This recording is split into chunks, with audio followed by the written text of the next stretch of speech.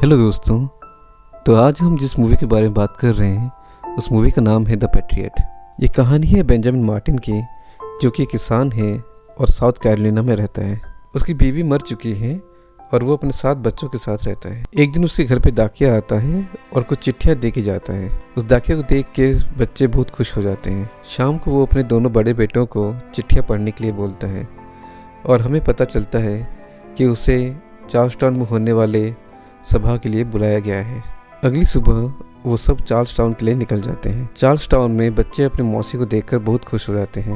उनकी मौसी का नाम शार्लेट है, जो कि बच्चों से बहुत प्यार करती है और मन ही मन में बेंजामिन को भी चाहती है। दूसरे दिन वो कॉन्टिनेंटल की बैठक में शामिल होते हैं, जहाँ पे बेंजामिन को उनका पुराना दोस्त हैरी भी मिलता है। दोनों साथ में पहले भी बहुत सी लड़ाइयों में एक साथ लड़ चुके थे और अब हैरी कॉन्टिनेंटल आर्मी के साथ काम कर रहा है। हैरी सबको बताते हैं कि अमेरिका के 13 कॉलोनी में से 8 कॉलोनी ब्रिटिशर्स के खिलाफ लड़ने के लिए तैयार हैं। वो फिलाडेल्फिया के लोगों को भी उनके साथ शामिल होने के लिए कहते हैं। बेंजामिन इस फैसले के सख्त खिलाफ होते हैं, क्योंकि वो जानते थे कि अगर ये लड़ाई लड़ी जाती है तो फिर ये मैदान पे नहीं बल्कि उनके घर तक आ पहुंचेगी। लेकिन बैठक में मौजूद बाकी लोग लड़ाई के फेवर में वोट करते हैं। बेंजामिन बैठक से बाहर आते हैं। वो अपने बड़े बेटे गैब्रियल को कॉन्टिनेंटल आर्मी में शामिल होते हुए देखते हैं। बेंजामिन उसे रोकने की कोशिश करते हैं, लेकिन वो उनकी बात नहीं मानता। बेंजामिन अपने बाकी बच्चों के साथ अपने गाँव वापस चले जाते हैं। लड़ाई के दौरान हो रही सारी घटनाएं गैब्रियल लेटर के जरिए अपने परिवार को बताते रहते हैं। एक दिन उनका एक बेटा थॉमस घर में मेटल से सैनिक बना रहा था और बाकी बच्चे किचन में बैठकर खाना खा रहे थे। तभी हाथ में गन लेकर एक आदमी उस किचन के दरवाजे पर आके खड़ा हो जाता है। बेंजामिन उसे मुड़ने के लिए कहते हैं और वो पहचान जाते हैं कि यह तो उनका बेटा गैब्रियल ही है, जो कि बहुत ज्यादा जख्मी होता है। फिर बेंजामिन उसका इलाज करते हैं और उसको मरण पट्टी करके लेटा देते हैं। तभी वो खिड़की से बाहर देखते हैं कि वहाँ दोनों सेनाओं के बीच लड़ाई चल रही है। सुबह होते ही वो देखते हैं कि वहाँ पर बहुत सारे सैनिक जख्मी होकर पड़े हुए हैं। वो लोग दोनों तरफ के सैनिकों को अपने यहाँ लाकर इलाज करते हैं। तभी वहाँ पर ब्रिटिश कर्नल टैविंगटन आ जाते हैं। वो बेंजामिन के गुलामों को अपने साथ लड़ने के लिए ले जाते हैं। तभी वो गैब्रियल को कॉन्टिनेंटल आर्मी के यूनिफॉर्म में देखता है और उसे फांसी पर चढ़ाने का हुक्म देता है। सैनिक जब गैब्रियल को बंदी बना के ले जा रहे होते हैं, तभी उसका भाई थॉमस उसे बचाने की कोशिश करता है। ये देख टैविंगटन उसे गोली मार देता है और वो बेंजामिन के हाथों में अपना दम तोड़ देता है। सिपाही गैब्रियल को ले जाते हैं और घर में आग लगा देते हैं। तभी अचानक से बेंजामिन को कुछ याद आता है और वो अपने घर की तरफ भागते हैं। बंदूक कुल्हाड़ी उठाकर अपने बेटों के साथ गैब्रियल को बचाने के लिए निकल जाते हैं। वो तीनों बहादुरी से लड़ते हैं और गैब्रियल को बचा लेते हैं। लड़ाई के दौरान बेंजामिन अकेले ही सिर्फ कुल्हाड़ी की मदद से बहुत सारे सैनिकों को मार डालते हैं। वो वापस आकर देखते हैं कि थॉमस की लाश के पास उसके बनाए हुए कुछ मेटल के सैनिक पड़े हुए हैं। वो सारे मेटल के खिलौनों को अपने पास रख लेते हैं और फिर उसकी लाश को दफना देते हैं। उधर कैंप में कर्नल टैविंगटन को ये खबर मिलती है कि एक सैनिक जो उस लड़ाई में बच गया था उसे होश आ गया है। वो उससे पूछते हैं कि उन पर हमला किसने किया, क्या वो लोकल सैनिक थे या विद्रोहियों के सैनिक थे। वो सिपाही कहता है कि उन्हें ये समझ में नहीं आया कि कौन कहां से आया और किसने मारा। कर्नल फिर पूछता है कि कितने आदमी थे और कैसे मारा। सिपाही बोलता है कि वो कहां से आया कैसे मारा कुछ समझ में नहीं आया, पर शायद एक था। तब कर्नल उससे कहता है कि 20 सैनिकों को किसी एक आदमी ने मारा। ऐसा लग रहा है कि इंसान नहीं बल्कि कोई घोस्ट था। तो इस पर सिपाही भी कहता है कि वो इंसान के रूप में कोई घोस्ट ही था। उधर बेंजामिन अपने परिवार को लेकर शार्लेट के यहाँ चले जाते हैं। गैब्रियल फिर से आर्मी ज्वाइन करने के लिए निकल पड़ता है, पर इस बार बेंजामिन भी उसके साथ जाने का फैसला करते हैं और बच्चों को अलविदा कहकर वो दोनों वहाँ से निकल जाते हैं। वो देखते हैं कि कॉन्टिनेंटल आर्मी एक और लड़ाई हार चुकी है और लॉर्ड कॉर्नवालिस अपनी जीत का जश्न मना रहा है। बेंजामिन जाकर कर्नल हैरी से मिलते हैं और गैब्रियल को उनके अंडर डालने के लिए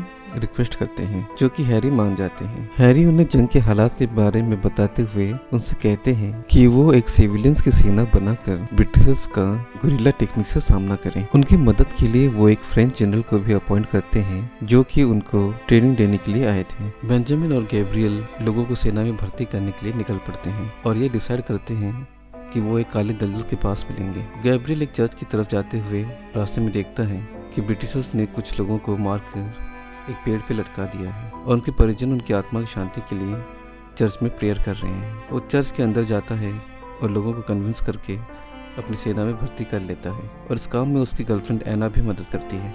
दूसरी ओर बेंजामिन और जीन एक बार में जाते हैं। वहाँ सब लोग नशे में धुत होते हैं। तभी बेंजामिन कहता है सलामत रहे किंग जॉर्ज। ये सुनते ही लोग उन पे भड़क जाते हैं और उन्हें मारने के लिए आते हैं। ये देखकर वो तुरंत बाहर निकल जाते हैं। फिर वो लोगों को एक एक करके सेना में भर्ती करने लगते हैं। तब एक बूढ़ा आदमी भी सेना में भर्ती होने के लिए आता है और कहता है कि मैं तो नहीं लड़ सकता, लेकिन मेरे बदले मेरा गुलाम लड़ेगा, जो कि एक निग्रो होता है। बहुत कोशिश के बाद वो कुछ लोगों को अपने साथ जोड़ लेते हैं और फ्रेंच जनरल सबको ट्रेनिंग देता है। वो सब छापामार युद्ध करके ब्रिटिश के सिपाहियों को लूटने लगते हैं। लूटपाट की खबर से कॉर्नवालिस बहुत परेशान हो जाता है और टैविंगटन को कैसे भी करके उन्हें पकड़ने के लिए कहता है। टैविंगटन एक चाल चलता है। एक दिन माल ले जाने वाली गाड़ी में वो कुछ सैनिकों को छुपा देता है और दूर रहकर हेलमले का इंतजार करता है। जैसा उसने सोचा था, बेंजामिन उन पे हमला करते हैं और सैनिकों को देखकर वो समझ जाते हैं कि ये उनकी कोई चाल है। दोनों सेनाओं के बीच घमासान युद्ध होता है, लेकिन ब्रिटिशर्स की फौज धीरे धीरे बढ़ने लगती है। इस पर ब्रिटिश सिपाही भी उन्हीं की तरह छुपकर गोलियां बरसाते हैं। कुछ लोग मारे जाते हैं और कुछ लोग भागने में कामयाब होते हैं, लेकिन कुछ लोगों को ब्रिटिशर्स चारों तरफ से घेर लेते हैं और उनको बंदी बनाकर ले जाते हैं। रात को जब सब लोग दलदल के पास होते हैं, तभी एक सैनिक बोलता है कि ब्रिटिश लोग उन्हें नहीं छोड़ेंगे। तभी जीन बोलता है कि सब्र रखें, फ्रेंच की आर्मी आती ही होगी। तो लोग उसका मजाक उड़ाने लगते हैं और कहते हैं कि हमारे पास बेंजामिन है, हमें फ्रांसीसियों की जरूरत नहीं है। और उसे कहते हैं ये तो सबको पता है कि बेंजामिन ने फ्रांसीसियों के साथ क्या किया था।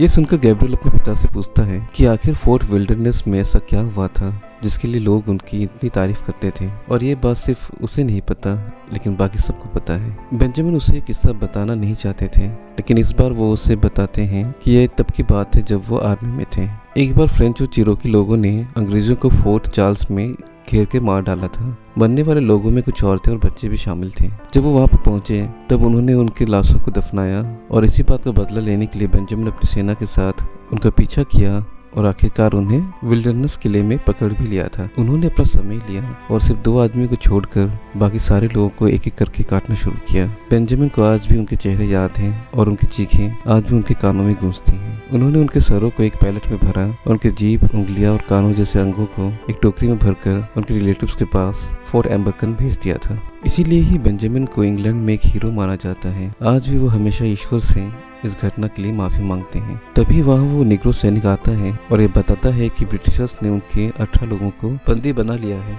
बेंजामिन के पास लॉर्ड कॉर्नवालिस के 2 कुत्ते होते हैं, जिन्हें उन्होंने एक बार लड़ाई के दौरान अपने पास रख लिया था। उन 2 कुत्तों को साथ लेकर वो लॉर्ड कॉर्नवालिस से अपने आदमियों को छुड़वाने के लिए बात करने जाते हैं। लॉर्ड कॉर्नवालिस अपने कुत्तों को देखकर बहुत खुश हो जाते हैं। उनके बीच काफी बातें होती हैं और वो उन्हें प्रिजनर एक्सचेंज करने का प्रस्ताव देते हैं। वो अपने 18 लोगों के बदले 18 ब्रिटिश ऑफिसर्स को रिहा करने की बात करते हैं। वो लॉर्ड कॉर्नवालिस को दूरबीन से कुछ ब्रिटिश ऑफिसर्स को दिखाते हैं जिन पे कुछ लोगों ने बंदूक तान रखी थी। ये देख कॉर्नवालिस उनके 18 कैदियों को छोड़ने के लिए राजी हो जाते हैं। जब कैदियों को छोड़ा जा रहा था, तभी टैविंगटन वहां आ जाता है और बेंजामिन को देखकर ये सब रोकने के लिए कहता है। क्योंकि बेंजामिन एक मिलिट्री कर्नल के यूनिफॉर्म में आए थे, इसलिए वो उन पर हमला नहीं कर पाता, लेकिन उकसाने की भरपूर कोशिश करता है। वो बेंजामिन को अपने मरे हुए बेटे के बारे में याद दिलाता है। ये सुनकर बेंजामिन को गुस्सा तो आता है, पर वो कुछ कर नहीं पाते और उसे कहते हैं कि लड़ाई खत्म होने से पहले वो उसे जरूर मार देंगे। वो लोग वहाँ से चले जाते हैं। फिर ब्रिटिश ऑफिसरों को कॉर्नवालिस के सामने लाया जाता है, जो कि सिर्फ पुतले थे। लॉर्ड कॉर्नवालिस को बहुत गुस्सा आता है और वो टैविंगटन को बोलते हैं कि कुछ भी करके वो उस घोस्ट को पकड़े। टैविंगटन को लगता है कि बेंजामिन ने अपने बच्चों को उनके आंटी शार्लेट के यहाँ छुपाया होगा, इसलिए वो उनके घर पर हमला कर देता है। वो लोग किसी तरह घर से निकल जाते हैं और तभी बेंजामिन वहां आकर सैनिकों को गुमराह करके अपने पीछे ले जाते हैं। गैब्रियल उनको अपने साथ एक गुलामों की बस्ती में ले जाता है, जहाँ पे उनके पुराने नौकर भी रह रहे होते हैं। वो बच्चों को देखकर बहुत खुश होते हैं। सबसे छोटी बहन सूजन अपने पिता से काफी नाराज है और उसे कभी बात नहीं करना चाहती। गैब्रियल बेंजामिन से कहता है कि सूजन अभी बात करने लगी है। ये सुनकर बेंजामिन को काफी खुशी होती है। चर्च के फादर बेंजामिन को बताते हैं कि टैविंगटन पागल हो चुका है और उनके परिवार को ढूंढकर मार रहा है। ये सुनकर सब लोग परेशान हो जाते हैं। उनके एक साथी अपने घर पे जाता है तो उसे अपना घर जला हुआ और पत्नी और बच्चे मरे हुए मिलते हैं। वो ये सदमा बर्दाश्त नहीं कर पाता और वहीं पर ही खुदकुशी कर लेता है। बेंजामिन अपने परिवार से मिलने जाते हैं और उन्हें पता चलता है कि उनकी सबसे छोटी बेटी सूजन उनसे बहुत नाराज है। वो अपने बच्चों के साथ कुछ वक्त गुजारते हैं और वो लोग समुद्र में मछली भी पकड़ते हैं। गैब्रियल और एना की शादी हो जाती है और कुछ दिनों बाद वो लोग वापस लड़ाई में शामिल होने के लिए निकलते हैं। जाते वक्त सूजन बेंजामिन को डैडी बोलकर बुलाती है और बहुत रोती है। उनको जाने से रोकना चाहती है, लेकिन बेंजामिन उनसे वादा करते हैं कि वो लौट कर जरूर आएंगे। वो सब काले दलदल के पास मिलते हैं और धीरे धीरे सिविलियन सेना के सभी लोग वहाँ आने लगते हैं। ये देखकर बेंजामिन को बहुत खुशी होती है कि लोगों ने हिम्मत नहीं छोड़ी और अभी भी लड़ने के लिए तैयार हैं। उधर टैविंगटन गांव के सभी लोगों को चर्च में बुलाता है और उनसे बेंजामिन के बारे में पूछता है। वो कहता है कि अगर वो लोग उसे उसके बारे में बता देंगे तो वो उनको छोड़ देगा। ये सुनकर उनमें से एक आदमी उसे बेंजामिन के ठिकाने के बारे में बता देता है। खबर पता चलने के बाद भी टैविंगटन उन्हें नहीं छोड़ता और अपने सिपाहियों को आदेश देता है कि वो चर्च के दरवाजे बंद करके आग लगा दे। चर्च में गैब्रियल की पत्नी एना भी मौजूद थी। वो लोग अपने गांव वापस आते हैं और देखते हैं कि सब कुछ जलकर राख हो चुका है। वो जली हुई लाशों को दफनाने लगते हैं और तभी उन्हें एना का लॉकेट भी मिलता है। ये सब देख गैब्रियल टैविंगटन को मारने के लिए वहाँ से कुछ सैनिकों के साथ निकल पड़ता है। जंगल में गैब्रियल और टैविंगटन के बीच लड़ाई होती है और उसी दौरान चर्च के फादर को गोली लग जाती है। गैब्रियल भी टैविंगटन पर गोली चलाता है जिससे वो नीचे गिर जाता है। वो चाकू लेकर उस पर वार करने के लिए आगे बढ़ता है लेकिन तभी टैविंगटन